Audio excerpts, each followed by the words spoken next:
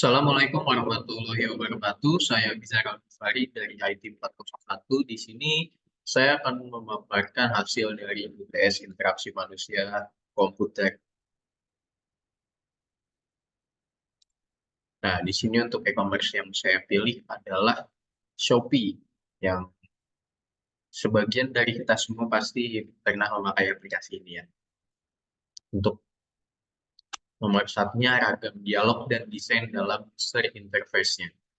Untuk ragam dialog, untuk dari navigasi dan struktur, nah, Shopee ini menggunakan navigasi berbasis tab yang memudahkan pengguna untuk mengakses berbagai bagian fitur, seperti ada beranda, produk baru, live, video, notifikasi, sampai dengan akun penggunanya.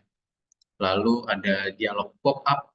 Ya, dialog pop-up ini. Terdapat banyak dialog pop-up ya di Shopee ini untuk konfirmasi tindakan seperti penawaran promosi seperti pada saat kita baru membuka aplikasinya. Terus juga ada pemberitahuan. Nah, contohnya kalau untuk tindakan konfirmasi itu saat menambahkan produk ke keranjang belanja muncul konfirmasi kalau belanjaan tersebut sudah masuk ke keranjang, muncul konfirmasi berhasil. Lalu ada search bar. Nah, fitur pencarian ini mudah diakses di bagian atas layar depan, di bagian atas layar beranda, dengan saran otomatis berdasarkan kata kunci yang diketik. Jadi waktu kita klik di bagian search bar-nya ini, tiap kita menuliskan sesuatu, langsung keluar rekomendasi-rekomendasinya. Lalu kita masuk ke bagian desain. Untuk desain, warna sama temanya Shopee ini sangat khas ya. Warnanya oranye dan putih. Ini khas banget, khas memang Shopee. Untuk menciptakan identitas visual yang kuat dan familiar bagi pengguna. Bahkan untuk di lingkungan saya, kalau sudah bilang toko oranye, nah itu udah pasti itu Shopee. Yang kedua, ikonografi dan grafis. Nah, icon-icon yang digunakan sangat intuitif dan mudah dipahami seperti icon keranjang di sini, benar-benar gambar, gambar keranjang, kategori produk, terus juga akun pengguna seperti di sini untuk pesanan saya.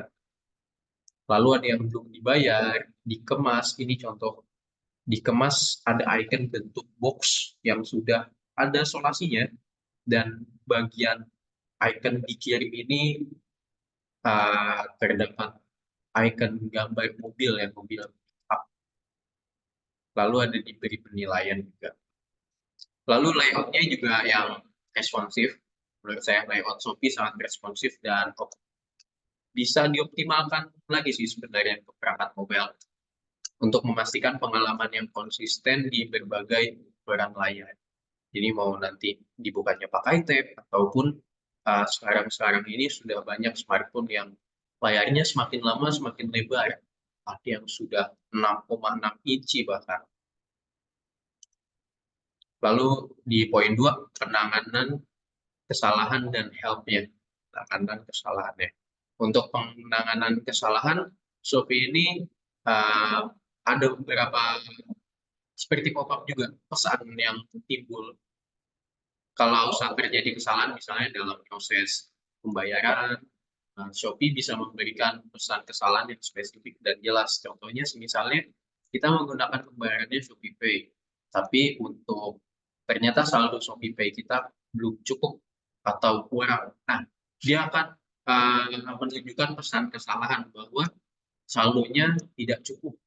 Nah, lalu ada validasi input saat menggunakan saat pengguna memasukkan informasi seperti alamat atau detail pembayaran. Shopee itu akan melakukan validasi secara real time dan memberikan umpan balik jika ada kesalahan. Lalu selanjutnya di help-nya nih, pusat bantuan. Shopee memiliki pusat bantuan yang komprehensif dengan artikel dan FAQ yang membantu pengguna menemukan solusi atas masalahnya. Lalu juga Shopee ada chatbot juga yang dan layanan pelanggan ada fitur chatbot seperti digambar pada di PowerPoint ya.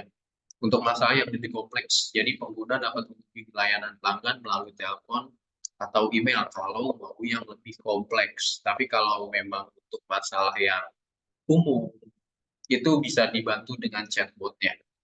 Lalu juga ada tutorial dan panduan. Shopee menyediakan tutorial dan bantuan bentuk teks dan video untuk membantu pengguna baru memahami cara menggunakan berbagai fitur di platformnya.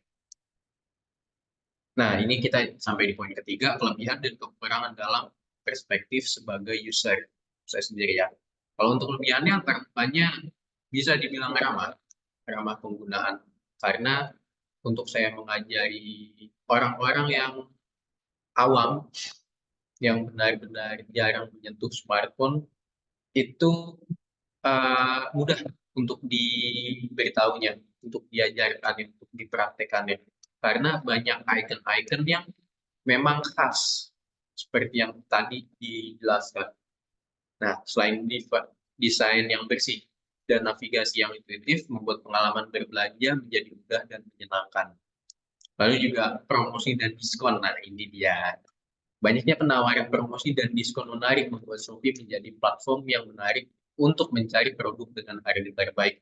Contoh-contoh promosi atau diskon. Untuk promosi diskonnya biasanya ada gratis ongkir ataupun ada cashback yang di bulanan itu yang sering saya lihat di 5%. Lumayan juga kan 5% untuk diskon ataupun cashback. Lalu juga untuk metode pembayaran yang beragam. Dukungan untuk berbagai metode pembayaran, termasuk ada Shopee Pay, e-wallet milik Shopee sendiri, lalu juga ada berbagai jenis pembayaran bank lainnya itu juga ada. Nah, jadi itu yang membuat proses transaksinya menjadi fleksibel dan nyaman. Kalau misalnya kita sedang kosong di rekening ini, kita bisa menggunakan di rekening yang lainnya. Lalu interaktif dan engaging. Nah, fitur live stream dan permainan interaktif ini membuat pengguna lebih terlibat. Contohnya, itu ada Shopee Capit, ada yang tebak kata, ataupun Shopee Tanam. Itu banyak juga yang bermain hal seperti itu. Jadi, hal tersebut memberikan pengalaman belanja yang lebih dinamis. Untuk kekurangannya itu, di sini saya sebagai user, penggunanya, menurut saya notifikasi yang muncul ini terlalu banyak. Jadi pengguna mungkin merasa terganggu dengan banyaknya notifikasi-notifikasi seperti notifikasi promo yang muncul.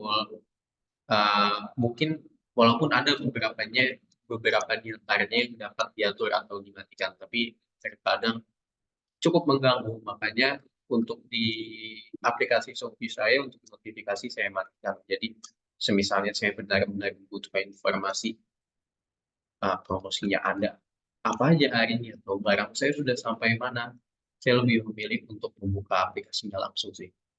Lalu ada overload informasi.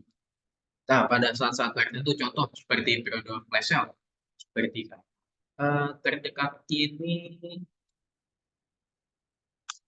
itu ada 66 nanti di tanggal 6 Juni. Nah, itu biasanya sangat overload informasinya. Di interface-nya di antar mukanya kita bisa lihat baru buka tab ini langsung nongol promosi, buka ini langsung nongol promosi. Jadi terlalu overload informasinya untuk berbagai penawaran dan iklannya. Nah, yang ketiga yang mungkin saya kurang tahu apakah ini dirasakan oleh pengguna lainnya, tapi saya sebagai salah satu penggunanya sangat ketergantungan pada koneksi internet. Nah, jadi performa aplikasi ini benar-benar bergantung sama kualitas internet yang kita miliki. Contoh, misalnya sedang internet lagi buruk mungkin karena hujan biasanya ya, itu sangat lama untuk loadingnya. Jadi koneksinya sangat lambat. Itu benar-benar mempengaruhi pengalaman pengguna sih, terutama saat membuat gambar ataupun video live stream ya. Baik, sekian dari saya. Apabila ada kesalahan dan kekurangannya mohon dimaafkan. Assalamualaikum warahmatullahi wabarakatuh.